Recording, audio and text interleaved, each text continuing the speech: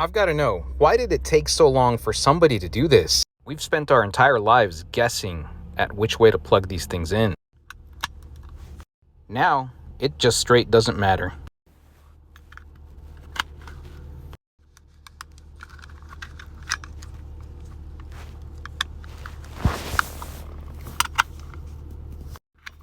No, that's not a joke.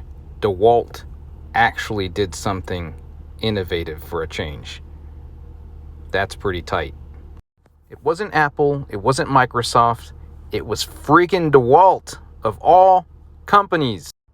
So how long will this last? Will it hold up to a hard day's work? Who knows? But I certainly plan on letting y'all know. These cables feel pretty tough too. One more time for comparison's sake, this is a traditional connector.